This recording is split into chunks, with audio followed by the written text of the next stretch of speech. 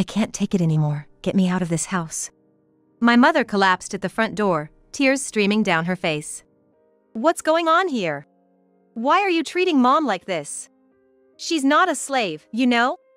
Defending my mother, I raised my voice. My brother's wife was like, well, isn't dealing with the unpleasant stuff part of your mom's job? I'm just asking her to do what she should be doing. That's it. Jessica is sick right now and she needs to avoid stress. Are you trying to pick on her like someone mean? Talking to my brother and his wife was useless.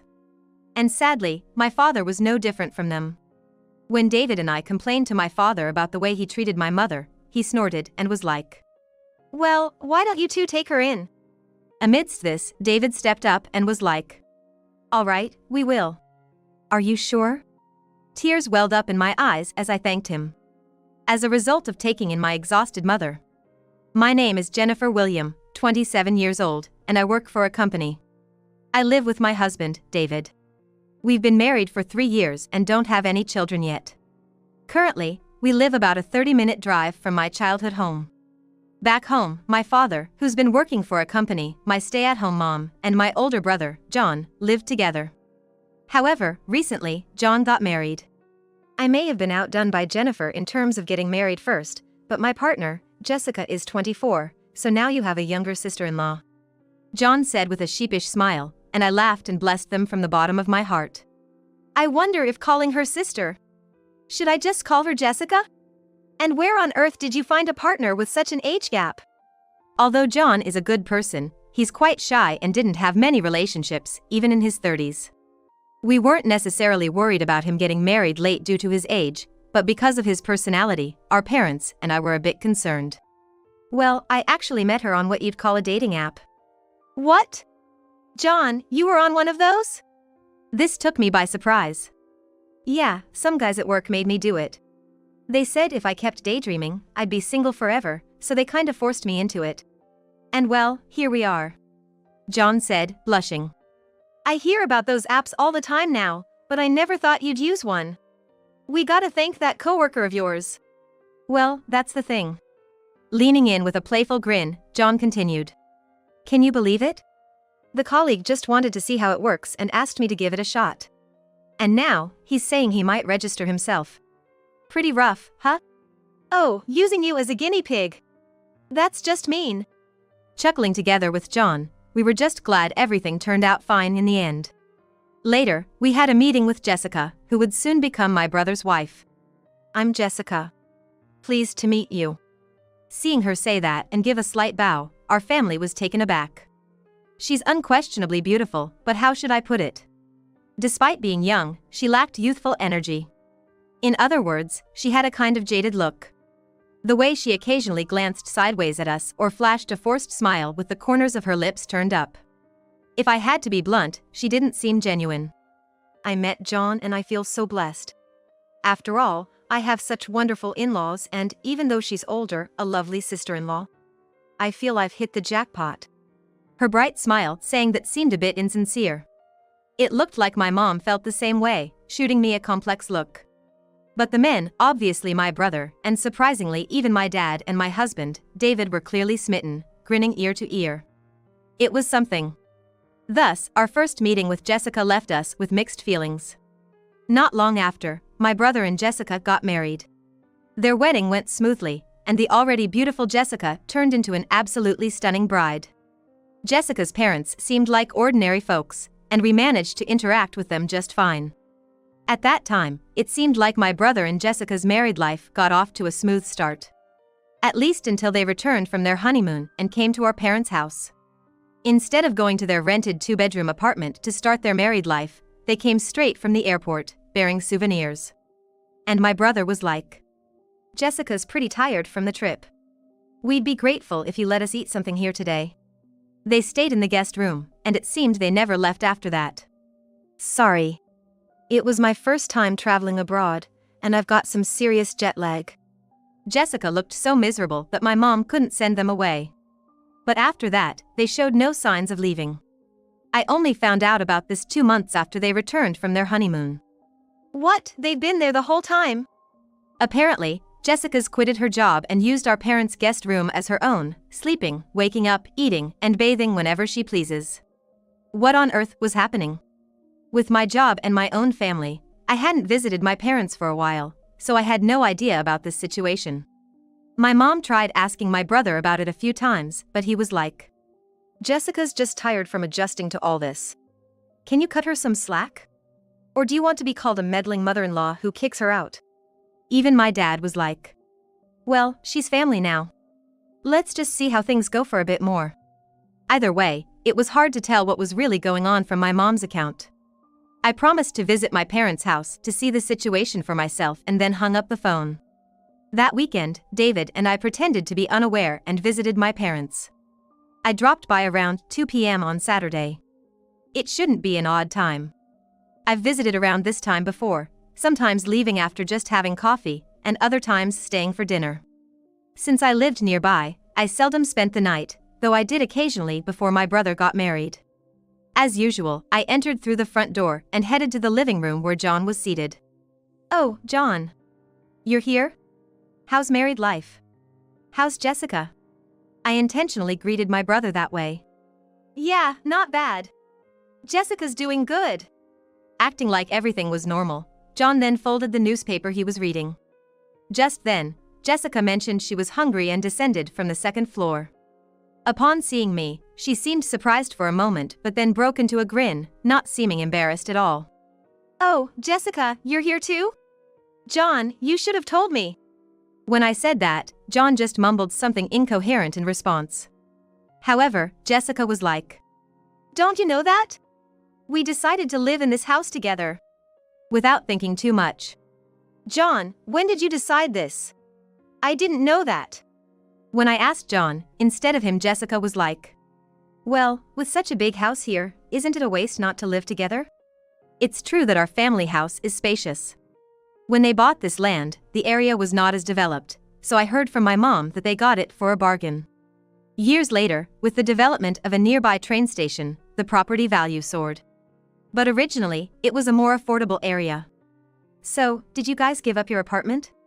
This was another concern. They had just signed the lease and probably hadn't lived there even a day. "No, I'm gonna use that place as my getaway. I mean, living with in-laws in the same house, you'd need some space to breathe, right?" I was left speechless by Jessica's rationale. "Dad, what's going on? Are you okay with this?" When I turned to my dad, he was like, "You're married now. Let me handle the family affairs. Mind your own business. We'll manage things with John. If you get it, just go home." Having been dismissed in such a manner, David and I reluctantly left my childhood home. Afterwards, I did keep in touch with my mom occasionally. As Jessica had claimed, it seemed like John and his wife really started acting like the house was theirs. According to my mom, they were treating her like a maid and getting increasingly unruly. What's more, it seemed my dad wasn't just turning a blind eye but was also being harsh with mom. I felt like I couldn't just stand by and watch any longer. David and I made plans and decided to head to my family home. Finally, on the weekend when we were all set, David and I visited the house. We knocked on the front door and waited for someone to answer. The person who came out truly took me by surprise. "Jennifer, you're here?" my mom said with a relieved look. Upon seeing my face, tears welled up in my mother's weary eyes. "What on earth happened?" I can't take it anymore. Get me out of this house. Exhausted, my mother collapsed in the hallway, shedding tears. "Hey, what are you doing? We still have preparations to make.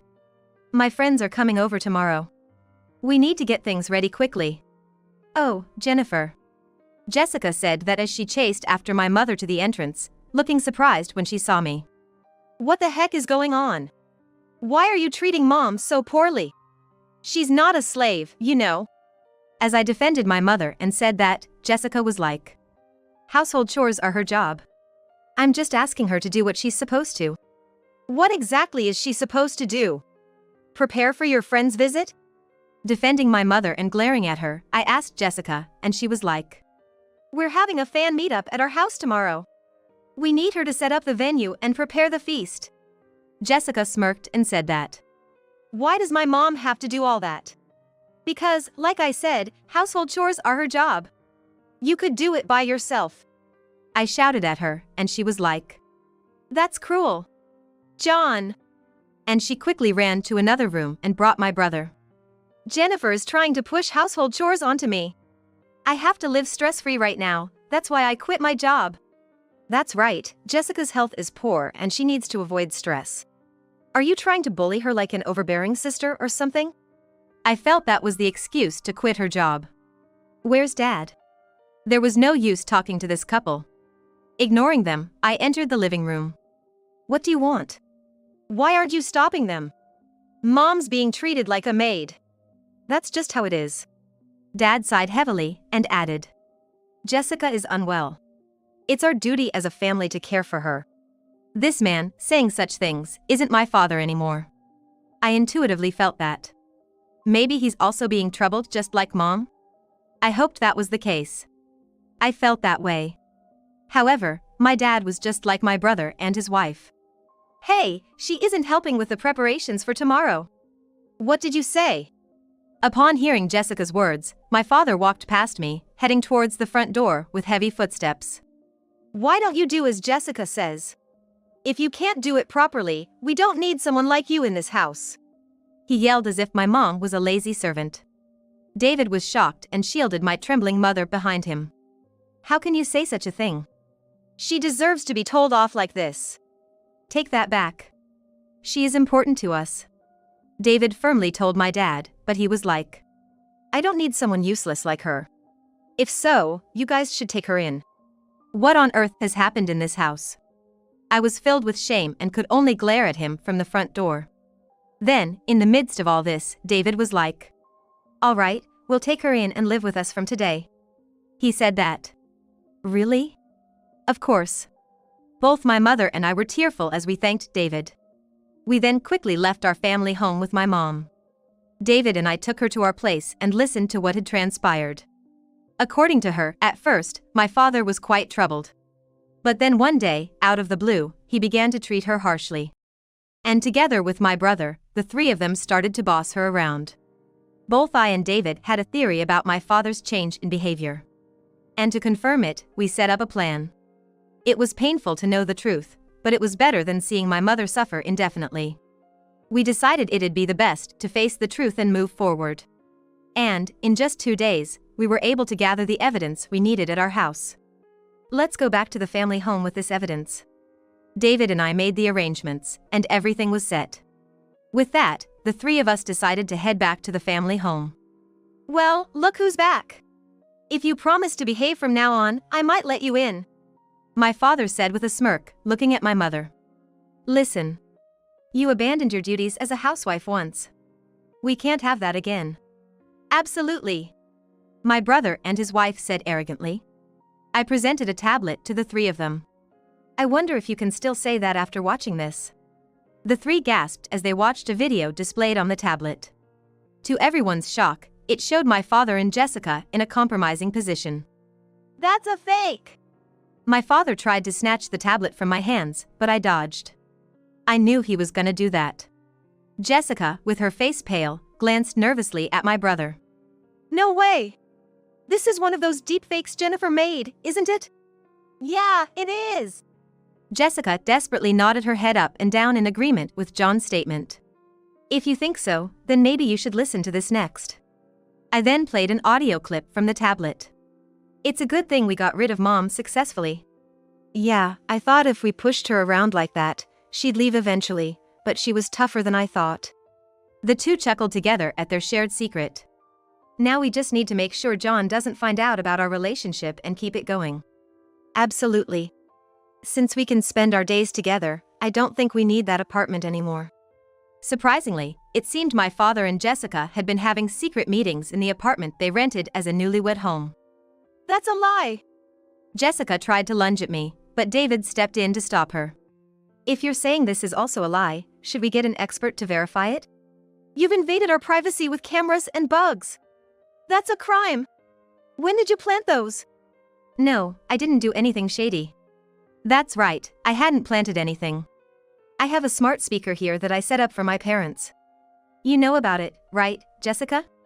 Yes, the handy device that can be controlled by voice. When I came here the other day, I simply changed its setting to monitoring mode. What? Jessica seemed to have enjoyed using the voice-controlled smart speaker for its convenience, but my main intention in gifting it was exactly this. So, I set it up to watch over my elderly parents. I can operate it from my device and turn on its video and audio recording functions in this room. I wanted David to somehow get everyone out of the living room, so I had him wait by the front door. But it turned out everyone gathered there on their own, making my task easy. I didn't know it had that function. That's sneaky. Who's the sneaky one now? I stared hard at Jessica. Dad, Mom says she's gonna divorce you, so let's proceed with the paperwork. I don't care. Do as you please. But don't think you can ever come back here. No, you've got it wrong. The one who's gonna leave is you.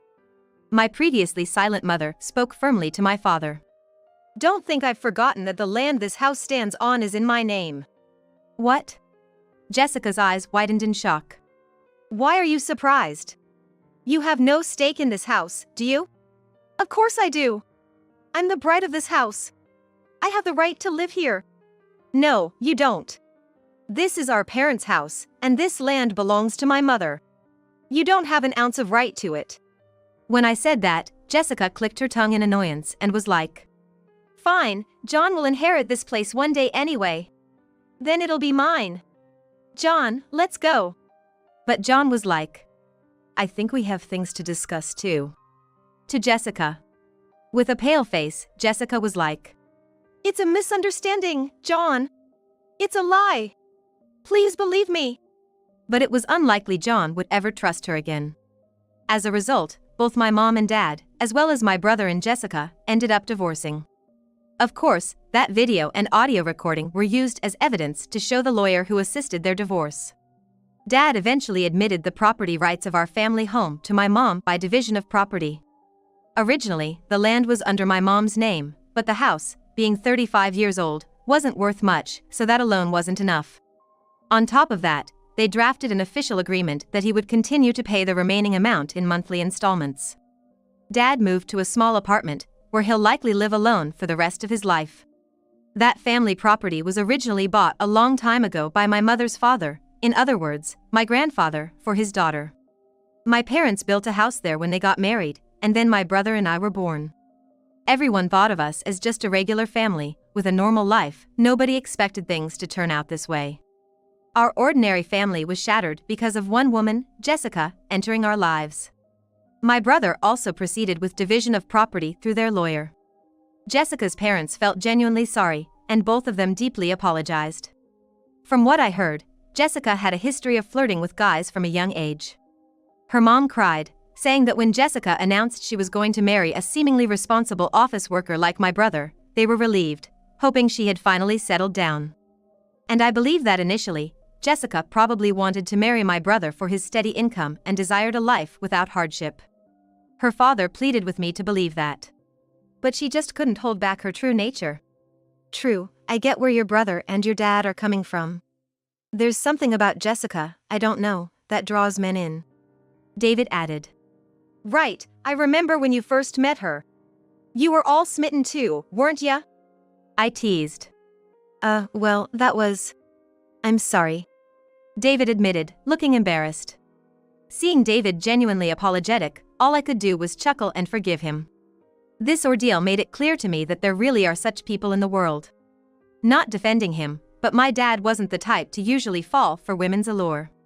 Even my mom acknowledged that. Yet, before we realized, he had fallen under Jessica's spell. And while my brother does regret bringing such a woman into our house and not supporting our mom more, it doesn't mean his actions are forgivable.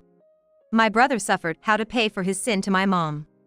My mom initially kept a distance from my brother for a while, but she insisted that she wouldn't be able to move forward with mess. I'm really scared of how I was.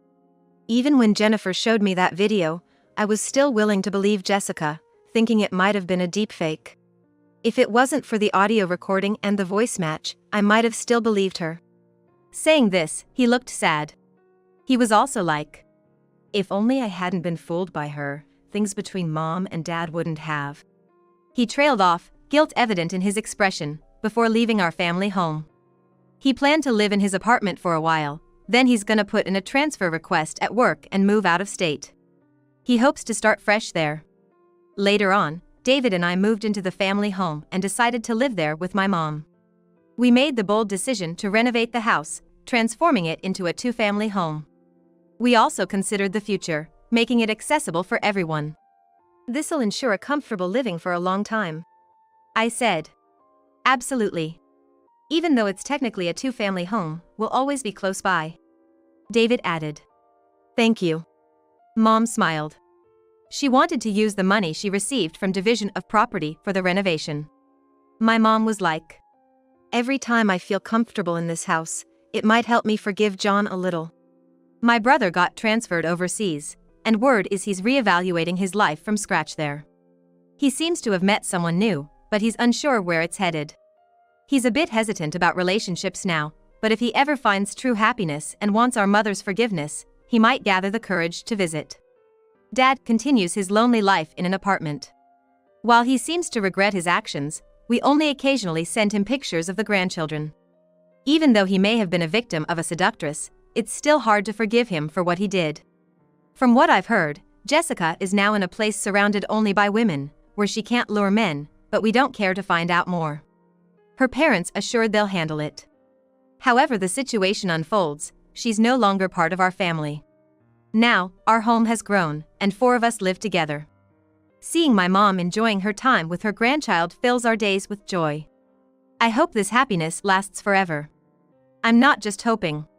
I'm determined to make it last. I believe this happiness is the best revenge against that woman, Jessica.